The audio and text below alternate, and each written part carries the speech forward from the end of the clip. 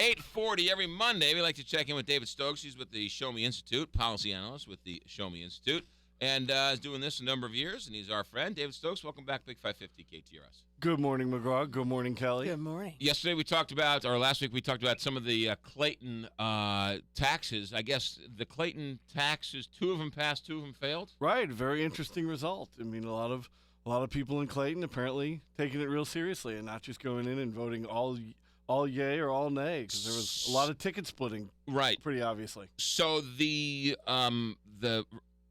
ice rink failed. Failed. Right.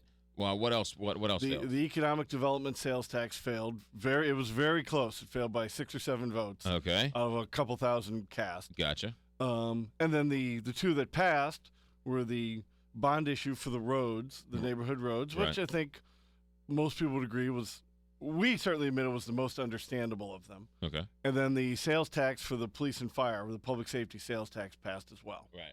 So okay. 2 for 2. It was a very, very interesting result in Clayton. And the St. Charles County ambulance tax passed. Right. I understand that passed by a pretty wide margin. Right. And but some other things did fail in the area. Use tax failed in Franklin County. And that was a countywide tax vote out there. I don't think we discussed it much, but it was a very interesting loss out there. And then around the state, you saw a lot pass, but a few key ones fail as well. All right. Let's get to what is Gander Mountain, and why is this such a big deal? Gander Mountain's a big deal if you're an outdoorsman or a sportsman. I'm not really either of those things, but so I'm not the target market. Okay. But it's a big deal to me because this is a company that has a company policy against accepting TIFs, tax increment financing, or TIFs, and other types of local tax subsidies. They just don't take it.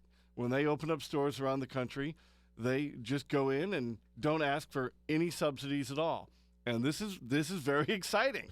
We need more businesses like this, especially in the outdoor sporting industry, where it's Gander Mountain's 2 main competitors, Bass Pro and Cabela's, are widely take TIFs and other types of local subsidies. Those companies use it extensively.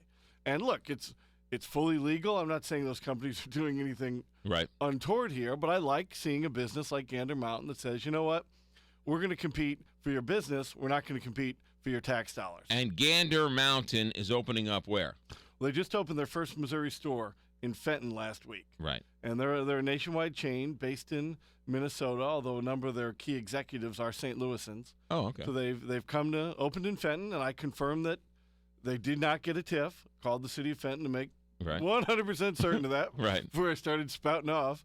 And it's just great to see, because they could get, if they asked for one. The city of Fenton has TIFs out there. The city of Fenton, if Gander Mountain brings enough to the table, that I bet Fenton would have certainly considered it, but they just don't ask. And there's other companies. CVS is one, the pharmacy chain, that appears to have a real disinterest in these types of subsidies. They just want to go in and expand and compete and not ask for government aid. And I think it's great. But it's almost like saying, I'm going to pay more taxes than I'm supposed to, right? I mean, if I'm an investor, why do I like Gander Mountain? You're using my investment dollars to spend more money, and you're leaving money on the table. Doesn't sound to me like a very smart business guy.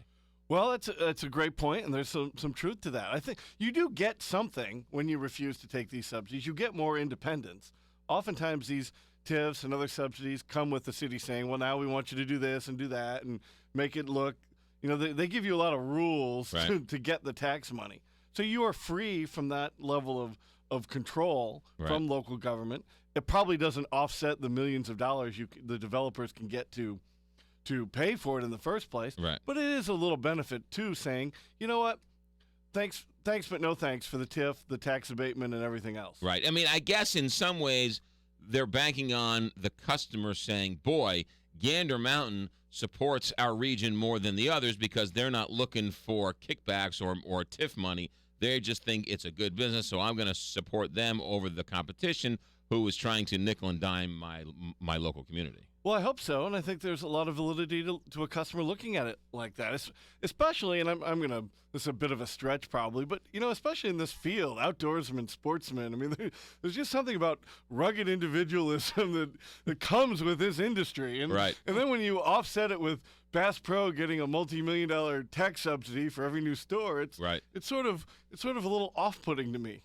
Well, it's interesting, like places like Florissant, that says, thanks, Walmart, but no, we're not giving you a TIF, right? So they need to be championed, and businesses need to step up, and I think Gander Mountain needs to be talked about, at least to say that they're not looking for any handouts or anything like that. So It is, and we want to remind the listeners that Florissant said that to Walmart, but Walmart still went in because it was a good location in Florissant. They still built there, and there was a minor sales tax subsidy included in that to be fully, but far less than a TIF. And Florissant deserves a lot of credit for their discipline about 2 years ago. And the Walmart developers who went in any way and said it's the right place for us, it worked out great. Yeah, and so Gander Mountain and Fenton is shown that actually businesses will come to Fenton without TIFs if it's the right company.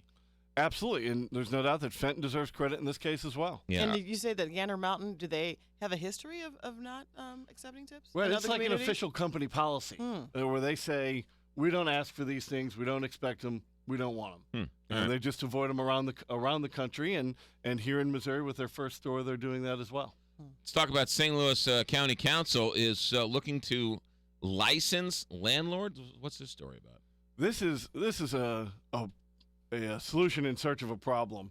This is the St. Louis County Council's going to introduce a bill. It was set to be, I understand it was set to be introduced last week, and then the meeting was canceled due to the death of Councilmember Burkett. Right. And so it will presumably be introduced in the next, either this week or next.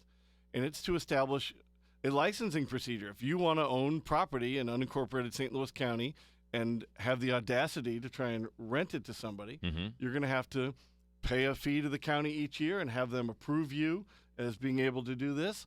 I think it's wholly unnecessary. I've tried to find no idea of any benefit to it. And the idea that the government can come in and say, and has a say whether what you do with your property to this extent, whether you choose to live there or allow somebody else to live there for rent, I think that's a wholly unappealing idea. Doesn't this stop, slumlords and troubled landlords to sort of take advantage of renters who don't know their rights and who don't fix the toilets and the lights and the bathroom and the leaky sink and everything else?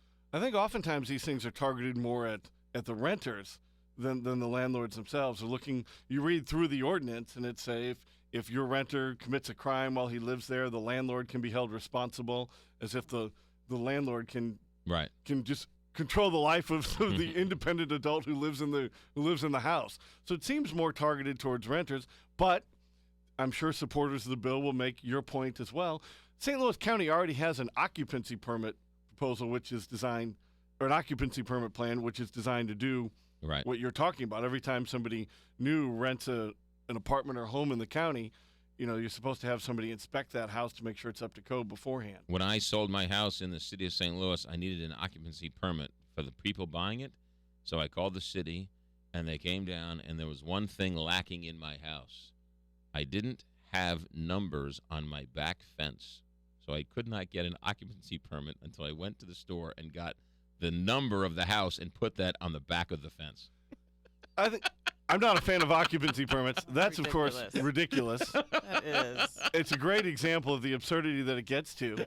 And occupancy permits and these things are particularly, I think, awful for home sales. Like, who is the city to tell somebody you're selling your house, you have to have numbers on the back fence, as if the trash people are they're not going to pick up the trash because, I don't know who this dumpster belongs to. I guess I'll just ignore it. Well, the trash issue was another thing altogether. But the fact is, though, that I had to go to the store and I had to get the numbers and put them on the fence so I could get the occupancy permit. That is ridiculous. Yeah. Now, this bill, does that apply to big apartment complexes as opposed to like an old lady who wants to rent out a room?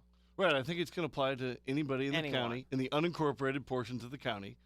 So about 300,000 people, mostly in South County, but also some major parts of North County and pockets out west. Which is weird because it'd be only in unincorporated. But if you were incorporated Webster Groves, you wouldn't need this. Right, and in defense of the council member applying it only to the unincorporated part, that's all they have the legal authority to do something like this in. Right. Well, if they did have the legal authority, they would. But since they don't, they can't.